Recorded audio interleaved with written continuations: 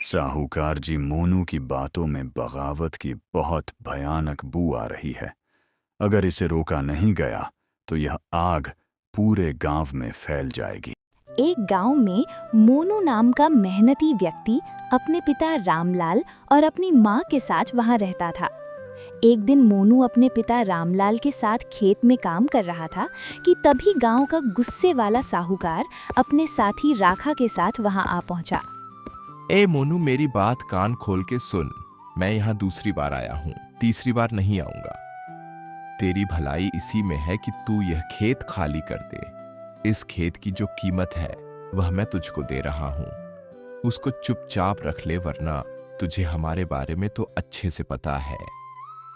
ये सुनकर रामलाल डर गया और अपने बेटे मोनू की ओर देखकर बोला, बेटा साहूकार दबंग है, उसका ताल्लुक राजमहल तक से रहता है। मुझे लगता है कि हमें उसकी बात मान लेनी चाहिए।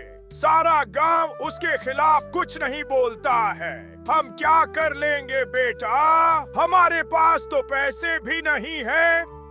चुप रहिए पिताजी, क्या बात कर रहे हैं आप?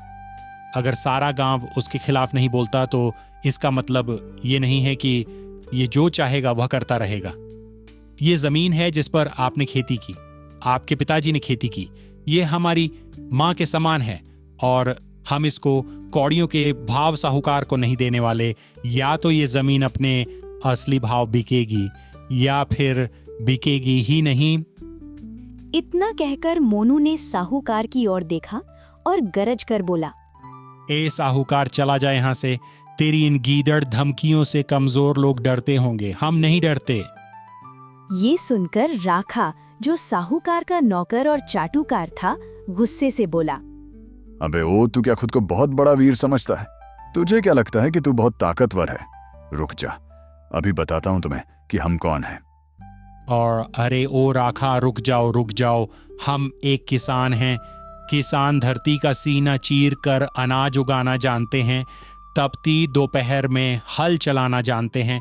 और अगर हमारा एक हाथ गलती से तुम पर या इस साहूकार पर पड़ गया ना, तो हमको नहीं लगता कि तुम दोनों इस संसार को फिर कभी देख पाओगे। ये सुनकर साहूकार और राखा दोनों क्रोधित हो गए। साहूकार ने मोनू की ओर देखा और गुस्से से बोला, ठीक है मोनू, ठीक है, मैं तीसरी बार नहीं आऊंगा। लेकिन तूने जो मेरा अपमान किया है, जो धमकी दी है, उसकी कीमत तुझे चुकानी होगी। चल राखा। ये कहकर साहूकार राखा के साथ से वहां से चला गया।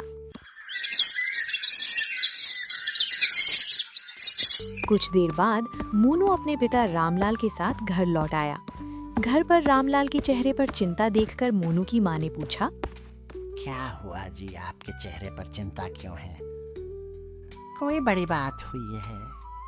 आज साहूकार आया था और उसने धमकी दी। रामलाल ने सारी बात अपनी पत्नी को बताई।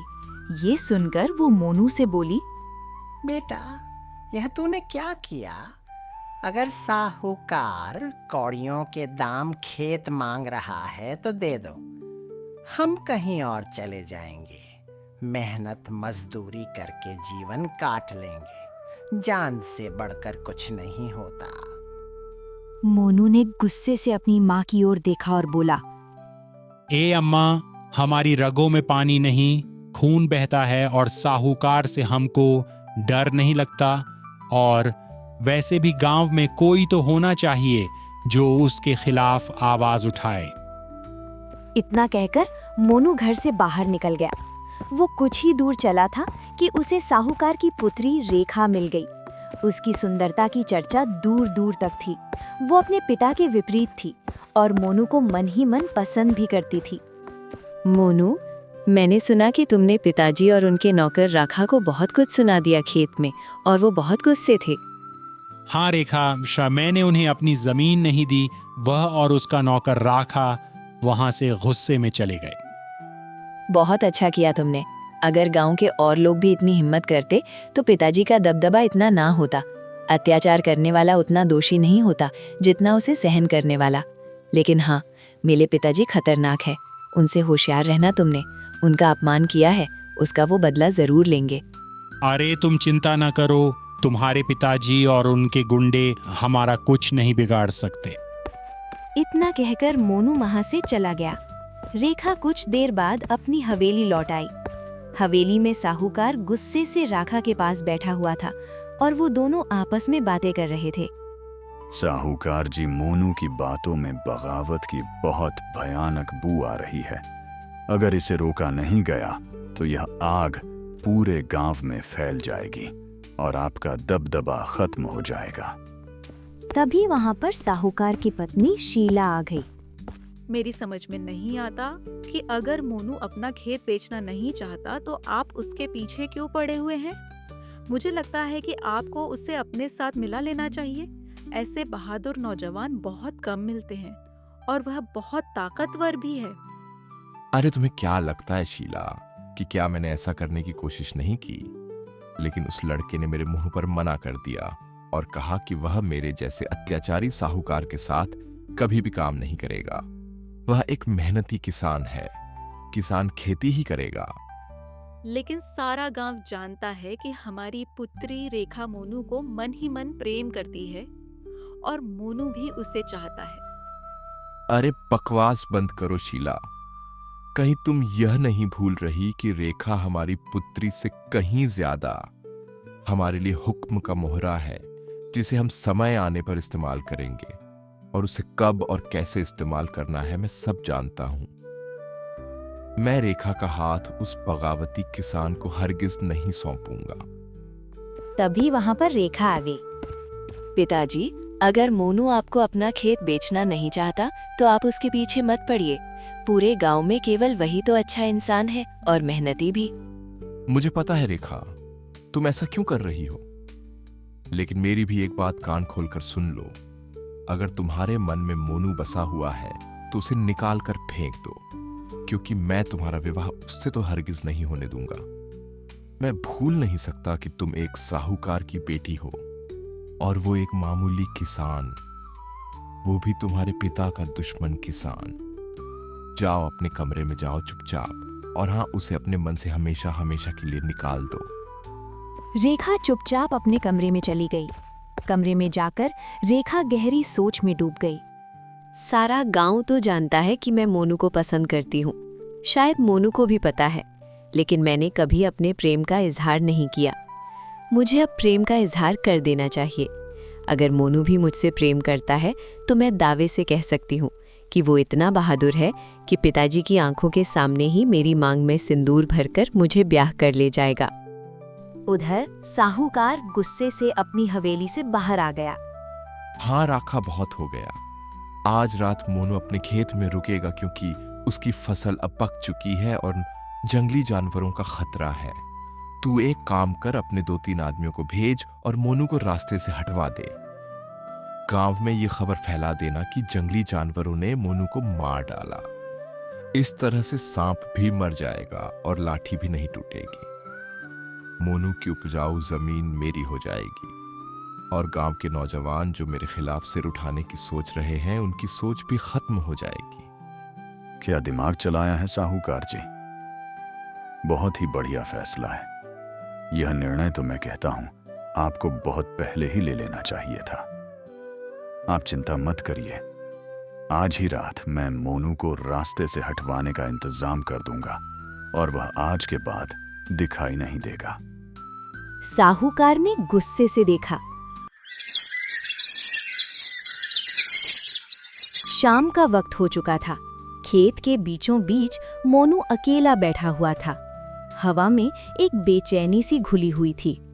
तभी पास की झाड़ियों में अचानक तेज हलचल हुई और मोनू चौंक कर उठ खड़ा हुआ। कौन है वहां? झाड़ियों से एक छोटी सी बिल्ली तेजी से निकलकर मोनू के सामने आकर रुक गई। उसने मोनू को बेहद गौर से देखा। उसका अंदाज बिल्कुल सामान्य नहीं था। तू बिल्ली है या कोई भूत?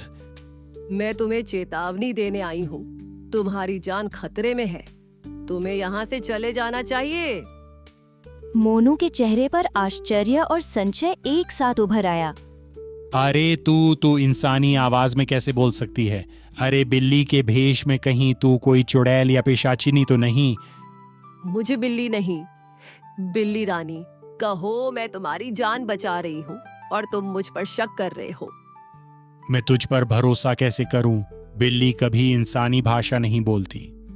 समय आने पर सब बता दूंगी, लेकिन अभी एक बात ध्यान से सुनो। आज रात खेत पर मत रुकना। साहूकार और राखा तुम्हारे दुश्मन ने तुम्हें मारने की योजना बनाई है। मैंने खुद उनकी बातचीत सुनी है। वो जंगली जानवरों के बहाने तुम्हें मरवाना चाहते हैं। इतना कहकर बिल्ली रानी तेजी से झाड़ियों में गायब हो गई। कुछ देर तक मोनू वहीं खड़ा रहा। अरे कहीं यह बिल्ली सच बोल रही हो? वैसे भी राखा और साहूकार दोनों मुझसे जलते हैं, तो मैं यहाँ से चला जाता हूँ। फिर मोनू सोचते सोचते खेत छोड़कर चला गया। अगली सुबह साहूकार की हवेली में डोरा और भालू नाम के 2 गुंडे सिर झुकाए खड़े थे। साहूकार का चेहरा गुस्से से तमतमा रहा था। आज पहली बार तुम दोनों खाली हाथ लौटे हो। क्या कहोगे? अब बोलो, क्या कहोगे? साहूकार जी विश्वास कीजिए, हमने पूरी रात खेत में इंतजार किया, लेकिन मोनू वहां था ही नहीं। पता नहीं वह क्यों नहीं आया। नामुमकिन ये कैसे हो सकता है? मोनू तो अपना खेत कभी नहीं छोड़ता। लेकिन सत्य यही है साहूकार जी, हमने उसे ढूंढा मगर वो कहीं नहीं मिला। उल्टे कुछ जंगली जानवर जरूर आ गए और खेत में नुकसान कर गए। साहूकार ये सुनकर कुछ पलों के लिए चुप हो गया। फिर उन दोनों को वहां से जाने का इशारा किया। तभी वहां राखा आ पहुंचा। मालिक, मोनू का यूं गायब हो जाना इस बात का संकेत है कि उसे हमारे इरादों की भनक लग गई है। क्या बात कर रहा है? ये कैसे हो सकता है? कैसे? अरे ये बात तो सिर्फ हमारे बीच हुई थी ना। मैंने तो अपनी पत्नी को भी नहीं बताया। और जब हमने योजना बनाई तब रेखा भी हवेली में नहीं थी। अगर कोई मोनू को खबर दे सकता है तो वह तो सिर्फ रेखा ही हो सकती है, लेकिन वह तो उस वक्त यहां नहीं थी। अब जो भी हो मालिक, इस मोनू को रास्ते से हटाना अब बहुत जरूरी हो गया है।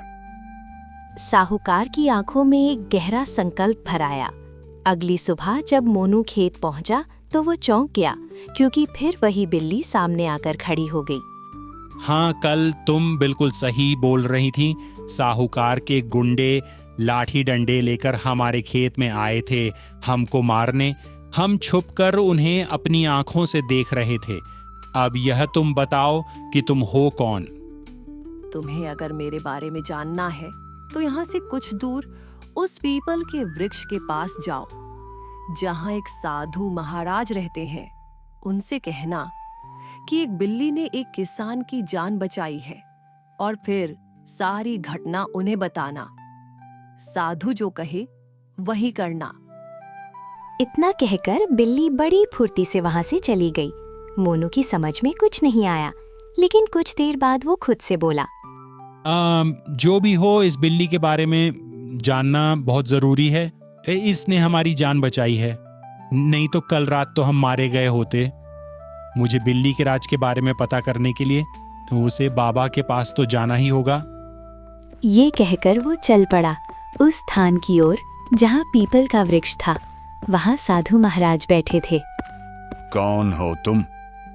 प्रणाम साधु महाराज, मैं एक किसान हूँ और एक बिल्ली ने मेरी जान बचाई और वह बिल्कुल इंसानों की तरह बात कर रही थी। जब मैंने उससे पूछा कि तुम कौन हो तो उसने आपका पता बताया। दरअसल बात यह है। इतना कहकर मोनू ने सारी घटना साधु को बता दी। साधु रहस्यमय अंदाज में मुस्कुराए। हाँ, तो आखिरकार उसे, यानी कि बिल्ली रानी को अक्ल आ ही गई। देर आए दुरुस्त आई। लेकिन चलो आगे चलो, मैं बताता हूं तुम्हें इस बिल्ली की सच्चाई। ये सुनकर मोनू चौंक गया। आपकी वजह से क्या मतलब? सारी बातों का रहस्य तुम्हें पता लग जाएगा। पहले यह बताओ, तुमने मुझे गांव की सारी घटनाएं बताई कि कैसे साहूकार तुम्हारी जमीन हड़पना चाहता है। लेकिन तुम उसके सामने नहीं झुके और यह भी जान लो कि उसकी बेटी रेखा अपने पिता की आदतों से बिल्कुल अलग है। वह तुम्हें मन ही मन पसंद करती है। क्या तुम भी उसे पसंद करते हो? पसंद तो करता हूं महाराज, लेकिन वह तो साहूकार की बेटी है और दूसरी बात, यह गांव के सारे लोग सिर्फ चुपचाप बातें करते हैं। रेखा ने अभी तक अपने प्रेम का इजहार तक नहीं किया है, तो मैं कैसे मान लूं कि वह मुझसे प्रेम करती है? अगर वह अपने प्रेम का इजहार करे तो क्या तुम में उससे विवाह करने की हिम्मत है? बिल्कुल है साधु महाराज। अगर वह मेरी पत्नी बनना चाहती है तो फिर दुनिया की कोई भी ताकत हमें एक होने से रोक नहीं सकती। अगर उसका पिता अच्छा इंसान होता तो हम उसके आशीर्वाद के बिना विवाह नहीं करते। लेकिन गांव में कौन नहीं जानता कि साहूकार और उसकी पत्नी कैसे हैं। ऐसा कोई दिन नहीं जाता महाराज जब गांव का कोई बच्चा, बूढ़ा या औरत उन्हें कोसते ना हो। बताइए भला ऐसा किसके लिए होता है? हाँ, तो मेरी बात ध्यान से सुनो। अगर रेखा तुमसे प्रेम का इजहार करे तो तुम्हें उसी गांव की नदी के सामने उससे विवाह करना होगा और तुम्हें उस बिल्ली का आशीर्वाद लेना होगा। जब तक वह बिल्ली रेखा और तुम्हें आशीर्वाद नहीं देती, वह अपने असली रूप में नहीं आ सकती। अगर तुम्हें यह करने की हिम्मत है तो तुम्हारा विवाह मैं स्वयं संपन्न कराऊंगा। क्या बात कर रहे हैं?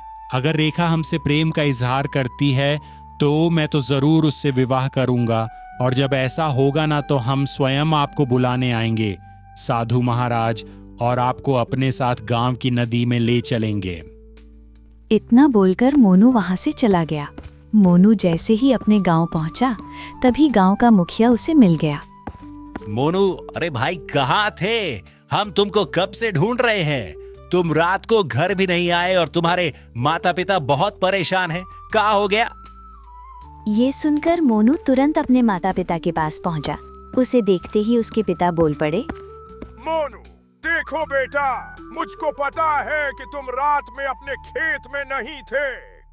हाँ पिताजी, क्योंकि साहूकार के गुंडे बदमाश मुझे मारने के लिए भेजा था। ये सुनकर मोनू की माँ डर गई और कहने लगी, अब समझी, इसलिए रेखा सुबह के समय यहाँ पर आई थी तुझे ढूंढती हुई।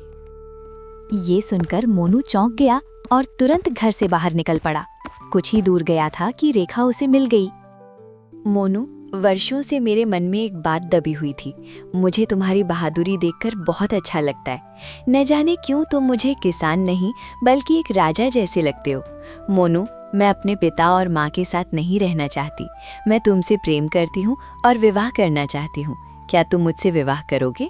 रेखा, विश्वास करो, न जाने कब से मेरे कान तुम्हारी जुबान से यही सुनने को तरस रहे थे। हाँ, चलो चलो, मेरे साथ चलो। रेखा, चलो। मोनू तुरंत रेखा को साधु के पास ले गया। साधु उन्हें देखकर प्रसन्न हो गए। हाँ, लगता है कि रेखा ने अपने प्रेम का इजहार कर दिया है। तुम्हारा विवाह आज ही होगा। साधु मोनू और रेखा को गांव की नदी के पास ले गया और तेज आवाज में मंत्र पढ़ने लगा। तभी बड़ी फुर्ती से वही बिल्ली वहां दौड़ती हुई आ गई। गांव में हड़कंप मच गया। अरे भैया, साहूकार की बेटी रेखा मोनू से विवाह कर रही है और साधु उसका विवाह करवा रहा है। देखो भैया, यह बात जब साहूकार और उसकी पत्नी शीला को पता लगी तो वह बुरी तरह चौंक जाएंगे। अरे चौंकने से कुछ नहीं होगा। जल्दी से नदी के पास चलो और किसी भी तरह से उनके विवाह को रुकवाओ साहूकार जी, नहीं तो हमारा सपना अधूरा रह जाएगा। जल्दी चलो। मैं ऐसा हरगिज नहीं होने दूंगा। जाओ और भालू को बुलाओ। अब मैं मोनू को गांव में सबके सामने मार डालूंगा, चाहे राजा रीठा हमको फांसी ही क्यों न दे दे। चलो। उधर मोनू और रेखा आशीर्वाद लेने लगे। मेरा आशीर्वाद तुम्हारे साथ है। मेरी बेटी सदा सुहागन रहो। इतना कहते ही बिल्ली एक सुंदर स्त्री में बदल गई। तभी वहां पर गांव वाले और साहूकार और राखा वहां आ गए और सभी गांव वाले दंग रह गए। अरे साहूकार जी, ये तो रानी रूपमणि है, राजा रीठा की पत्नी। इसका मतलब रानी रूपमणि ने ही विवाह संपन्न कराया है। ओह, इसका मतलब मोनू की पहुंच राजमहल तक है। अरे भागो रे भाई। इतना कहकर राखा दबे पांव वहां से भाग गया। साहूकार अवाक खड़ा रह गया। ये कैसे संभव है? तुम तो वर्षों पहले लापता हो गई थी ना? तभी साधु ने कहा, अब सच्चाई स्वयं रूपमणि बताएगी। सारी गलती मेरी थी। जब मेरी पुत्री 2 वर्ष की थी, मेरे पति राजा रीठा ने उसका रिश्ता अपने मित्र के किसान पुत्र मोनू से तय कर दिया। यह सुनकर मैं बहुत क्रोधित हो गई। मैं नहीं चाहती थी कि मेरी बेटी एक किसान की पत्नी बने। साहूकार उस समय मेरे महल में कर्मचारी था। मैंने उससे सलाह ली। उसने कहा कि वो मुझे और मेरी बेटी को ऐसी जगह ले चलेगा जहां राजा रीठा हमें खोज नहीं सकेंगे। मैं उसकी बातों में आ गई। वो हमें जंगल ले गया। रात में बोला कि यहीं रुकते हैं, आगे जानवरों का खतरा है। फिर कहा मैं खाना लाता हूं। लेकिन अचानक मेरे सिर पर वार हुआ और मैं बेहोश हो गई। सुबह उठी तो बेटी और साहूकार दोनों गायब थे। घायल हालत में भटकती रही। तभी मुझे यह साधु मिले। मैंने उन्हें सब बताया। इन्होंने कहा, यदि राजा ने किसान से रिश्ता तय किया तो गलत क्या, तू अपने अपराध की सजा पाएगी।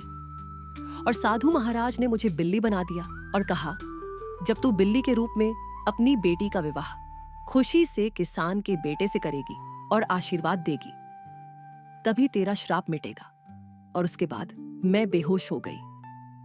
कुछ देर बाद मेरी आंख खुली तो मैंने अपने आप को बिल्ली के रूप में साहूकार की ही हवेली में पाया। तब से मैं अपनी बेटी के ही पास थी और सही समय का इंतजार कर रही थी। अरे मुझे लगा था कि तू मर गई। मैंने योजना बनाई थी कि एक दिन राजा से फिरौती में खजाना मांगूंगा, क्योंकि रेखा के हाथ में अपने वंश का निशान है। पर तूने मेरी योजना पर पानी फेर दिया। रुक्मणी रेखा और मोनू को लेकर राजमहल पहुंची और सारी बात राजा रीठा को बताई। रुक्मणी ने क्षमा मांगी। मैं सब क्षमा करता हूँ। मोनू अब मेरा दामाद है। साहूकार और उसकी पत्नी को जीवन भर के लिए कारागार में डाल दिया गया। इस तरह एक गरीब किसान का बेटा बिल्ली रानी के आशीर्वाद से न केवल अत्याचार से मुक्त हुआ, बल्कि राज्य परिवार का दामाद बना। उसने दिखा दिया कि सच्चाई, साहस और प्रेम के सामने झूठ और लालच की कोई औकात नहीं होती। कभी-कभी एक साधारण सा युवक भी राजकुमार से कम नहीं होता। बस जरूरत होती है किसी रानी के आशीर्वाद और खुद पर विश्वास की।